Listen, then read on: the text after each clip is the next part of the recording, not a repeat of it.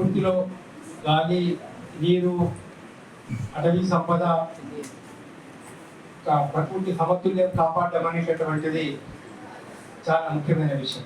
కానీ ఈరోజు జరుగుతున్న పరిస్థితి చూస్తే నిన్నగా కమ్మన్న మహారాష్ట్రలోనే దాదాపు 870 హెక్టార్ల భూమి, అంటే దాదాపు 2000 ఎకరాలకు పైన భూమిని అదానీ కంపెనీకి ఇవ్వడం జరిగింది. మొత్తం అడవినంతా కూడా అక్కడ నాశనం చేయడం అనేది మనం చూస్తూ ఉన్నాం, గమనిస్తూ ఉన్నాం. చాలా మంది బహుశా గమనించే ఉంటారు. ఈరోజు భూమిలో ఉన్నటువంటి ఖనిజాలు అవి ఎంతో మినరల్స్, చాలా విలువైనటువంటి మినరల్స్ కొల్లగొట్టాలనే ఉద్దేశంతో చేస్తా ఉన్నాం. ధర్మం కోసం మేము ఉన్నామని చెప్పుకునేటువంటి వాళ్ళు ఇంతటి అధర్మానికి వాళ్ళు కూరుకుంటున్నారు అనంటే దేశ సంపదనంతా కూడా మొత్తం మినరల్స్ ను, అడవి సంపదను కొన్ని కార్పొరేట్ కుటుంబాలకు అప్పచెప్పాలనేటువంటి ఒక కుట్రలో భాగంగానే ఇవాళ కగార్ ఆపరేషన్ పెద్ద ఎత్తున కొనసాగుతున్నది. మన గౌరవనీయులైన హోంమంత్రి గారు మార్చ్ 2026 నాటికి మావోయిజం లేకుండా చేస్తాం దేశంలో అని చెప్పేసి ఆయన ఒక ప్రకటన చేయడం జరిగింది. నేను చెప్తున్నాం, ఒక ఆదివాసీ కూడా కావద్దు, ఒక పోలీస్ కానిస్టేబుల్ కూడా కావద్దు, ఒక గ్రేవెడ్ పోలీస్ కూడా ఎందుకు చావాలి అనవసరంగా? ఈ అనవసరమైన ఘర్షణలో ఎందుకు చావాల్సిన అవసరం ఏముంది? కాబట్టి మేము ఏం చేస్తున్నామంటే ఇరు పక్షాలకు ఒక ప్రకటన మనం తెలియజేశాం. మీరు శాంతి చర్చలు జరపండి, మీరు డిస్కస్ చేయండి, మాట్లాడండి. మీరు ఈ సమస్యల పరిష్కారం ఏంటో చూపించండి. ఇరువైపులు సీజ్ ఫైర్ పాటించండి, ఎవరు కూడా కాల్పులు జరపద్దు అని చెప్పేసి మేము ఒక ప్రకటన చేయడం జరిగింది. ఈ ప్రకటన ఏ ఒక్కరి ప్రాణాల కోసం కాదు, అనవసరంగా ప్రాణాలు పోతున్నాయి కాబట్టి ప్రాణాలు పోవద్దనే ఏకైక మానవతా దృక్పథంతో ఈ యొక్క పిలుపు ఇవ్వడం అనేది జరిగింది. ఇప్పుడున్న పరిస్థితి ఏంటి, ఈ వాస్తవ పరిస్థితుల్లో ఏం చేయాలా అనేటువంటి ఒక ఇంగిత జ్ఞానం ప్రభుత్వానికి లోపించడం వల్ల వారికి చర్చలకు కూడుకోవడం లేదు. చర్చలు జరిగితే ఇంకేదో జరుగుతుంది, మళ్ళీ ఆపరేషన్ చేసుకుంటారు అని రకరకాలైనటువంటి ఒక ఊహలతో ప్రభుత్వం ఉన్నట్లు కనబడతా ఉంది. ఒక అవకాశం ఇవ్వండి, వాళ్ళు మాట్లాడుతున్నారు, ఒక అవకాశం ఇవ్వండి, వినవండి చర్చలకు. రాజ్యాంగం ప్రకారం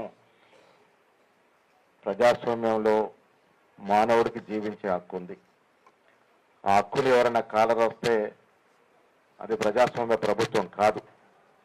నాకు తెలిసి ఇప్పుడు ఈ దేశంలో నడుస్తున్నది ఒక ఫ్యాసిస్ట్ ప్రభుత్వం తప్ప ప్రజాస్వామ్య ప్రభుత్వం కాదు. కారణం, కర్రగుట్ట ప్రాంతంలో దాదాపు 10,000 మంది పోలీస్ ఫోర్సెస్ ఆ ప్రాంతాన్ని చుట్టుముట్టినప్పుడు ఆలస్యమైన మేము చర్చలకు సిద్ధంగా ఉన్నాం, మేము ఆయుధాలను వదులుతాం, చర్చలకు ఆహ్వానించని అడిగినప్పుడు ఏ కనికరం ఉన్న ప్రధానమంత్రి అయినా చర్చలకు ఆహ్వానించి ఉండాల్సింది, కానీ అది చేయలేదు. మన పౌరులైనటువంటి విభిన్న అభిప్రాయాలు కలిగిన మన పౌరుల్ని చర్చలకు ఆహ్వానించలేదు. కానీ మొట్టికాయ వేస్తే తీవ్రవాదులతో, ఉగ్రవాదులతో చర్చలకు సిద్ధమైనటువంటి ప్రభుత్వం మనది. మిత్రులారా, కాంగ్రెస్ ప్రభుత్వం, కాంగ్రెస్ పార్టీ అహింస అనే పునాది మీద నిర్మించినటువంటి పార్టీ. నేను కానీ, మా ముఖ్యమంత్రి రేవంత్ రెడ్డి గారు కానీ, రాహుల్ గాంధీ గారు, ఖర్గే గారు కానీ ఈ సిద్ధాంతాన్ని నమ్మే వ్యక్తులం. హింస ఏ వ్యక్తి చేసినా, ఏ సంస్థ చేసినా దాన్ని మేము సమర్థించాం. ఎటువైపు హింస అయినా, అది ప్రభుత్వపర హింస కావచ్చు, తీవ్రవాద సంస్థల తరఫు నుంచి వచ్చిన హింస కావచ్చు, ఒక వ్యక్తులు చేసే హింస కావచ్చు, ఒక సంస్థలు చేసే హింస కావచ్చు, హింసనే. మేము హింసను సహించము. అమిత్ షా, మోడీలు ప్రకటించేసి వాళ్ళ అంతు చూసేస్తాం 2026 నాటికల్లా మావోయిస్టులు లేకుండా చేస్తామనేటటువంటి హక్కు ఎవరిచ్చారు మీకు? ఆ రకంగా పరిపాలించమని మీకు ఓట్లు వేశారా ప్రజలు? ఏమైనా రాజ్యాంగం అదే చెప్తుందా? కోర్టులు పక్కకు పోయినాయి, అధికార యంత్రాంగం పక్కకు పోయింది. మొత్తం బీజేపీ ఏమనుకుంటే అది జరిగేటట్టుగా, కార్పొరేట్ సంస్థలు ఏమనుకుంటే అదే జరిగేటట్టుగా పాలన అనేటటువంటి కొనసాగితే రేపు ఇది జరుగుతుంది, రేపు ఎక్కువ రూపాయలు కూడా జరుగుతుంది. అందుకనే అలాంటి ఫాసిస్టు ధోరణులతో వ్యవహరించేటటువంటి విధానాల్ని వ్యతిరేకిస్తున్నాం. అందుకని వాళ్ళతో చర్చలు జరపాలని చెప్పి అడుగుతున్నాం. ఇప్పటికీ 100 మందిని చంపేశారు. వాళ్ళు అంటున్నారు మా ప్రాణాలు పోవడం ఒక భాగం, కానీ ఆదివాసీల్ని మహిళలను కూడా చంపేస్తున్నారు కదా, అందుకోసమైనా చర్చలు జరపాలని చెప్పి అంటున్నారు. మరి ఎందుకు చంపుతున్నారు ఆదివాసీల్ని, ఎందుకు మహిళల్ని చంపుతున్నారు? ఆదివాసీల్ని మహిళల్ని చంపేటటువంటి హక్కు మీకు ఎవరిచ్చారు? అక్కడ ఉండేటటువంటి ఇనుము, సున్నప్రాయి, ఇతర ఖనిజాలంతా కూడా దోపిడీ చేసుకోవడానికి ఇప్పటికే వేల ఎకరాలు కార్పొరేట్ సంస్థలకంతా ఒప్పందాలు చేసి మావోయిస్టులు అడ్డమన్నారని, ఆదివాసీలు అడ్డమన్నారని, వాళ్ళని తొలగిస్తే తప్ప వాళ్ళని కార్పొరేట్ సంస్థలకు అప్పగించలేరనేటటువంటి కుట్ర తప్ప ఏముంది ఇందులో?